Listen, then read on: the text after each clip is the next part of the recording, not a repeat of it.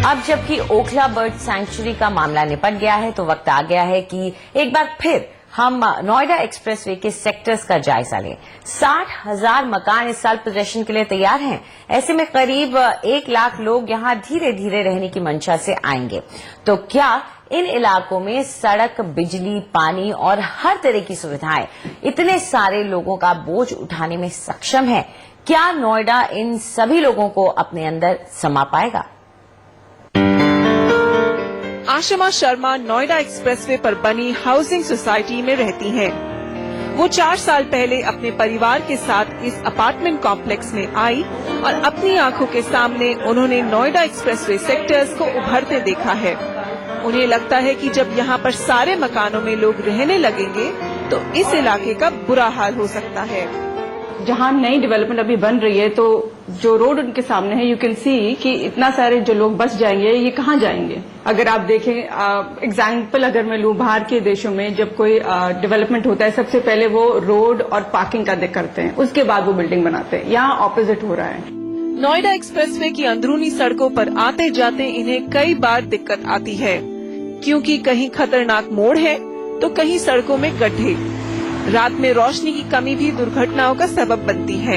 यहाँ पर परिवहन की कमी होने की वजह से अपनी गाड़ियों पर ही निर्भर रहना पड़ता है। यहाँ के निवासियों की इसी तरह की परेशानियों को सुलझाने के लिए हम नोएडा प्राधिकरण के चेयरमैन से मिले। उन्होंने ये बात मानी कि जन परिवहन की कमी है और आश्वासन दिया कि ये उनकी प्राथमिकता है। हम ऐसी अच्छी सिटी बस सेवा लॉन्च करना चाहते हैं कि लोगों को अपने सेक्टर के पास से बस सर्विस अवेलेबल हो, उससे फिर मेट्रो पे आ सके और पैदल, उसके बाद पैदल या रिक्शे से या ऑटो से अपने सेक्टर तक पहुंच सके। तो उस नेटवर्क पे हम काम कर रहे हैं। 200 बस शेल्टर भी अथॉरिटी बनाने जा रही है। नोएडा वासियों को दिन में खराब ट्रैफिक सिग्नलों और रात में चोरी चकारी जैसे अपराध की भी शिकायत है।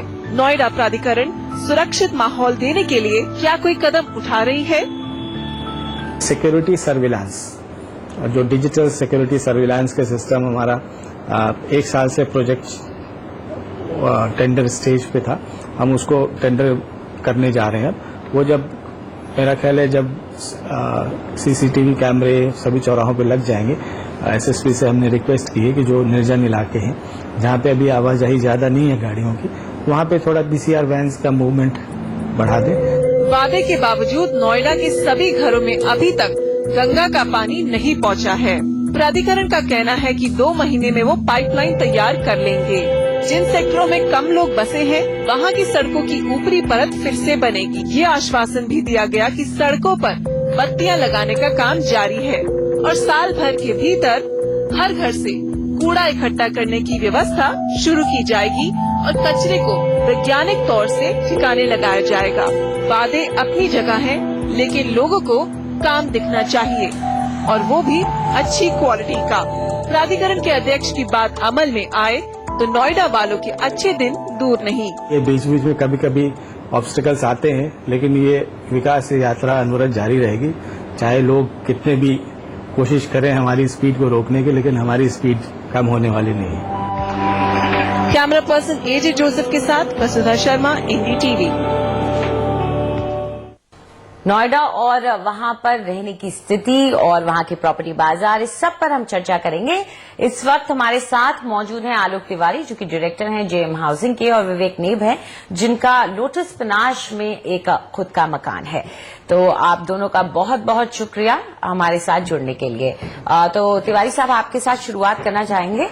अब हम देख रहे हैं कि जब से लोग कह रहे हैं कि ये जो मामला निपट गया है सैंक्चुरी का, इसके बाद ऑक्यूपेशन सर्टिफिकेट मिलने शुरू हो जाएंगे और यही उम्मीद है कि मकान लोगों को पोजेशन पे मिलने लगेंगे।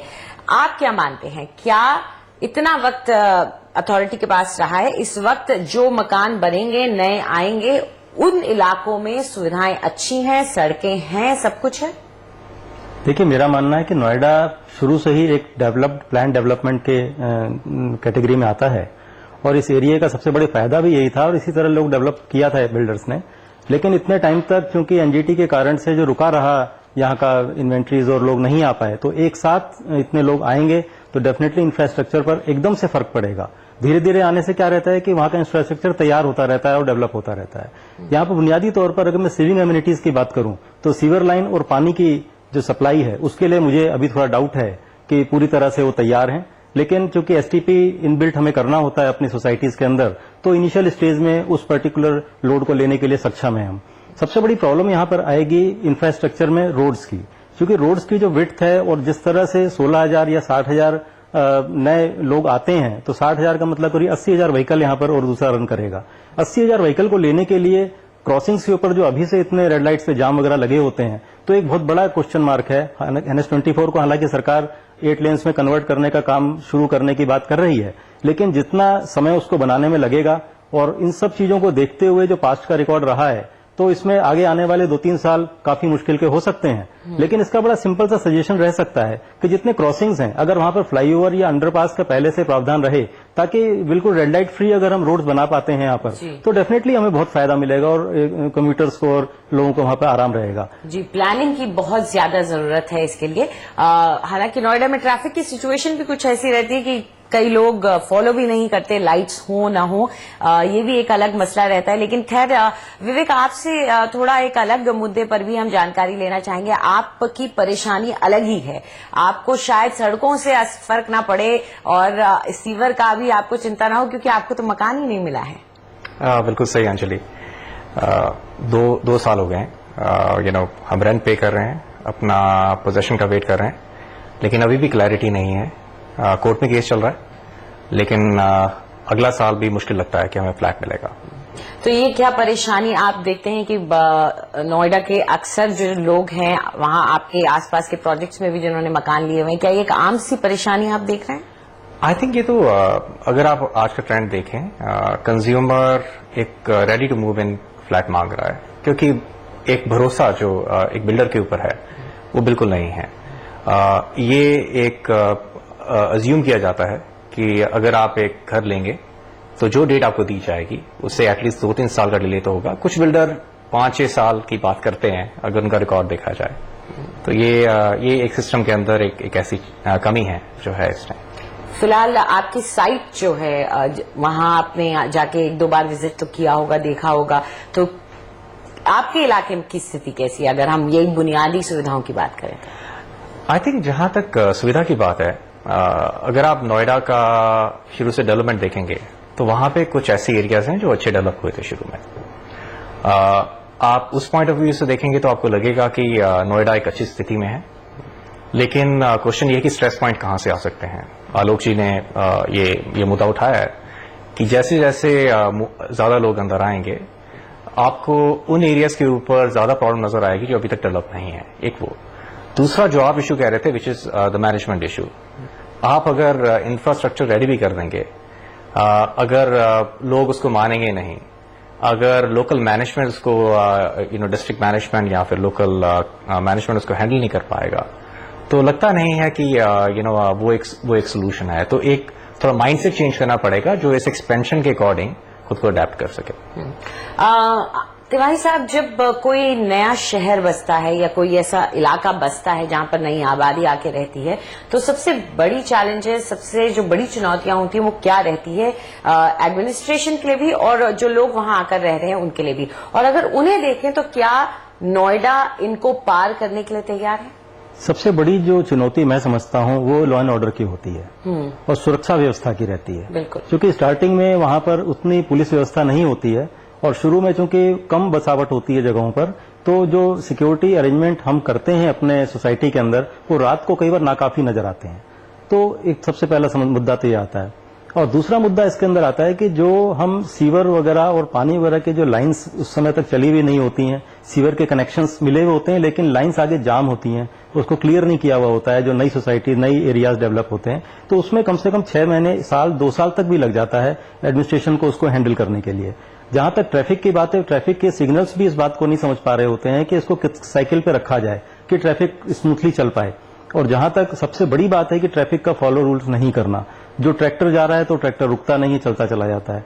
इसमें मैं एक बात और ऐड करना चाहूंगा, जैसे अभी आपने लेट डिलीवरी की बात की है, तो मैं अपने जेएम हाउसिंग को कहना चाहूंगा कि अगर आप इन्वेंट्री ऐसी चाहते हैं जहां पर कि बिल्कुल आपको रेडी टू मूव चाहिए, तो हमारा जेएम अरोमा 200 इन्वेंट्री आज भी क्लियर है उसके अंदर। और हमने अपने टाइम से पोजीशन दिए हैं सारे, और हमें प्राउड है इस बात को कहने के लिए, और आगे के प्रोजेक्ट्स भी हम टाइम से दे रहे हैं। और लेकिन हम जब टाइम से देते हैं तो हमें इस बात का, इसीलिए सबकी प्रैक्टिकल प्रॉब्लम्स मुझे मालूम है। अगर इलेक्ट्रिसिटी का जैसे एक पर्पस है, इलेक्ट्रिसिटी के लिए जो भी सब स्टेशन बने, फीडर्स बने हैं, अगर उनमें प्रॉपर कैपेसिटी है, अभी चूंकि वहां पर लोग कम आए हैं तो हो सकता है कि आज में इलेक्ट्रिसिटी की प्रॉब्लम नहीं दिखाई दे रही है, लेकिन जब 60,000 यूनिट्स वहां आ जाएंगी तो क्या उसके बाद भी इसी तरह की इलेक्ट्रिसिटी एडमिनिस्ट्रेशन दे पाएगा, इतनी सप्लाई दे पाएगा जिसके अंदर की पावर बैकअप का जरूरत नहीं होगी? तो एक चैलेंजिंग मार्क तो कहीं ना कहीं नोएडा अथॉरिटी के सामने आ ही जाता है जब इतने लोगों को हैंडिंग ओवर करते हैं एक साथ। विवेक, इस वक्त भी आप शायद नोएडा में ही रह रहे हैं, तो इस वक्त आप नोएडा को लिवेबिलिटी स्केल पे किस तरह से आंकते हैं और क्या खामियां देखते हैं और क्या पॉजिटिव देखते हैं? पॉजिटिव्स काफी हैं। अगर आप गुड़गांव से कंपेयर करें, नोएडा दिल्ली के बहुत पास है। अगर आपको ऑप्शंस चाहिए, अगर नोएडा में इतने ऑप्शंस नहीं हैं, आप साउथ एक्स जा सकते हैं, आप सीपी जा सकते हैं।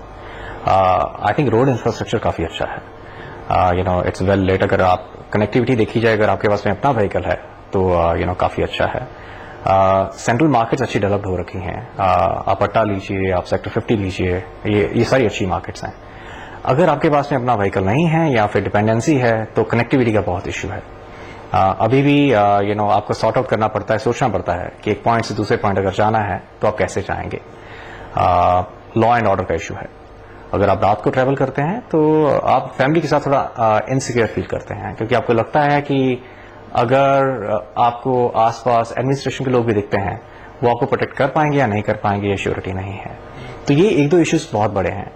बाकी ट्रैफिक की प्रॉब्लम नोएडा की वेल नोन है। कोई नोएडा में आता है तो पहली बार वो सरप्राइज हो जाते हैं। वो कहते हैं कि लोग जो है हर डायरेक्शन में जाते हैं यहाँ पे, तो वो एक इश्यू है। अगर थोड़ा सा भी क्लॉगिंग हो तो आप compare to other parts NCR के, आप 1-2 घंटा ज्यादा आप ऐड करके चलिए।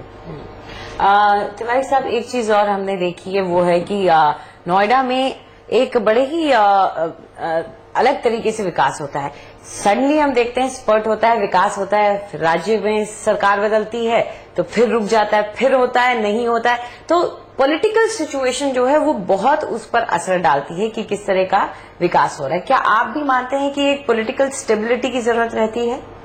देखिए, पॉलिटिकल स्टेबिलिटी की तो पूरे देश में, सब जगह, पूरे वर्ल्ड में जरूरत होती है किसी भी कंट्री को राइज करने के लिए, क्योंकि जो नई सरकार आती है उसको 6 महीने सिर्फ इसको ग्रेस्प करने में लग जाते हैं कि हमें कहाँ पर क्या एक्टिविटी करनी है या क्या प्लानिंग्स करनी है। और एक चीज ये भी देखी जाती है कि दूसरे ने अगर कोई पुल बनाना शुरू किया तो उसको बीच में ही रोक देंगे। जी, मैं शायद इस बात को इतना ज्यादा नहीं कहूंगा, क्योंकि कारण ये होता है कि उसके कंप्लीशन का जो उद्घाटन का जो क्रेडिट है वो जो सरकार वहां बैठी होती है वो ले लेती है, तो उसका इतना नहीं फर्क पड़ता है। लेकिन ये बात जरूर है कि जो उनकी दी हुई दूसरी जो सोशल विकास की, दूसरी जो इंफ्रास्ट्रक्चर रिलेटेड योजनाएं होती हैं, और उसमें उसे लगता है कि 90% कंप्लीट हो चुकी है या इसमें कुछ हमें ज्यादा क्रेडिट मिलने वाला नहीं है, तो वहां पर वो स्लो डाउन जरूर हो जाते हैं उनमें।